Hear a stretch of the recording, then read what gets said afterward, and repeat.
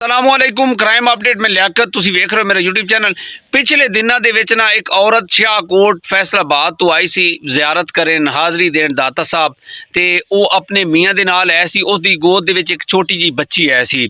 ਉਹ ਇੱਕ ਹੋਲ ਦੇ ਵਿੱਚ ਗਿਰ ਗਈ ਸੀ। ਉਹਦਾ ਮੀਆਂ ਨੇ ਉਹਨੇ ਸ਼ੋਰ ਬਵਾਇਲਾ ਕੀਤਾ। ਮੁਕੰਮਲ ਤਫਸੀਲ ਨਾਲ ਤੁਹਾਨੂੰ ਡਿਸਕਸ ਕਰਾਂਗੇ। ਸਾਡੇ ਇਸ ਚੈਨਲ ਨੂੰ ਸਬਸਕ੍ਰਾਈਬ ਕਰੋ और कमेंट ਦੇ ਵਿੱਚ ਇਜ਼ਹਾਰ ਖਿਆਲ ਲਾਜ਼ਮੀ ਕਰਨਾ। हर साल ना हर बंदे की ख्वाहिश होती है कि अपने जिस तरह मुरीदैन है अपने पीर की जी कबर है या उन्हें हाज़री देनी है। दाता साहब इस तरह होया कि एक औरत जी है वो अपनी फैमिली दे अपने मियाँ दे नाल दाता साहब हाज़री देन आई है तो भाटी गेट के करीब ना वो आ रहे हैं और हनेरा है सी और जनाब वो एक है सी मेन होल जिस तरह गटर थले होंगे ने वो बेचारी गिरी है और थले चली गई है। ਉਹਦੇ ਨਾਲ ਬੱਚੀ ਐ ਸੀ ਔਰ ਅੱਗੇ ਨਾਲ ਹੀ ਮੀਆਂ ਜਾ ਰਹੇ ਸੀ। ਜਦੋਂ ਉਹਨੇ ਮੁੜ ਕੇ ਵੇਖਿਆ ਤੇ ਉਹਦੀ ਜਿਹੜੀ ਬੇਗਮ ਹੈ ਉਹਦੇ ਵਿੱਚ ਹੈ। ਉਹਨੇ ਸ਼ੋਰ ਪਾ ਦਿੱਤਾ। ਥੱਲੇ ਪਾਣੀ ਦੀ ਜਿਹੜੀ ਤੇਜ਼ ਰਫ਼ਤਾਰੀ ਐ ਸੀ ਤੇ ਉਹ ਅੱਗੇ ਚਲੀ ਗਈ। ਉਹਨੇ 15 ਤੇ ਕਾਲ ਕੀਤੀ, 1122 ਤੇ ਕਾਲ ਕੀਤੀ ਤੇ ਟੀਮਾਂ ਆ ਗਈਆਂ। ਆਪਰੇਸ਼ਨ ਸ਼ੁਰੂ ਹੋ ਗਿਆ और सोशल मीडिया ते जी वीडियो है गल्लां जड़ियां ने वायरल हुई तो तकरीबन कुछ घंटे तो बाद जी ओदी डैड बॉडी मिली है औरत की। फिर ओदी बच्ची की डैड बॉडी मिली है। यह जी औरत है सी ये फैसलाबाद शाहकोट की रहने वाली सी। इत्थे हाज़री देना आई सी दाता साहब।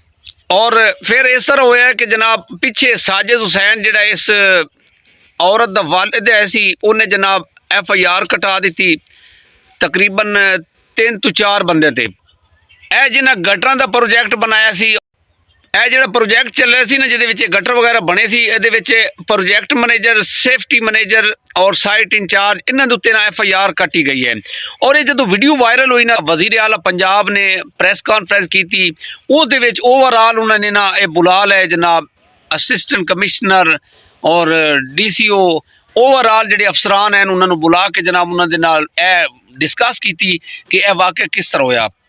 और यकीन करो कि मैं दाद देना वज़ीर आला साहिबान जिन्होंने एक्शन लिता कि इस तरह के हड हराम जिन्होंने जनाब पैसा ला के हुण देखो कि यह गटर बड़े बड़े गटर है सी जनाब बड़े बड़े होल होंदे ने जिहड़े उन्होंने उत्थे नसब कीते सी और तकरीबन 15-20 फुट का वो है सी। उहदी जिहड़ी गहराई है सी बड़ा डूंगा है सी ते बड़ा जल्दी जिहड़ी औरत की डैड बॉडी है सी ना वो अगे चली गई सी।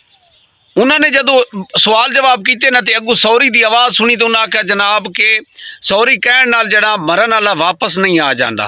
ठीक हो गया। और उन्होंने बड़ा सख्त अल्फाज नाल कहा कि इन्हां दी जनाब गिरफ्तारी इन्हों गिरफ्तार किया जाए और इन्हों नौकरी तो फारे किया जाए। और जनाब उन्हें जो प्रोजैक्ट मैनेजर है उसनों मेरे ख्याल 1 करोड़ का उन्होंने कहा कि ये जोड़े लवायकीन हैं उन्होंने तू दे। मैं वज़ीर आला साहिबान शाबाश देना। यकीन करो कि उन्होंने जी दबंग फैसला है सी इन्हें बाकी ओवरऑल मुल्क जोड़े पूरे पंजाब दे विच इस तरह के जोड़े अफसरान हैं या उन्होंने ज़रूर असर पेगा। और उन्होंने जनाब फिल फॉर आर्डर दिते ने तो बड़ी सख्ती दे नाल उन्होंने आख्या इन्हां दे नाल निपटिया जाएगा और इन्हां दी जिहड़ी सज़ा है वो उन्होंने कहा जी फिल फॉर आर्डर जिहड़े ने जारी कर दिओ। इस तरह के दबंग जिहड़े ने सानू चाहिए ने वज़ीर आला चाहिए हुक्मरान चाहिए ने जिस तरह एक दबंग फैसले हो रहे हैं।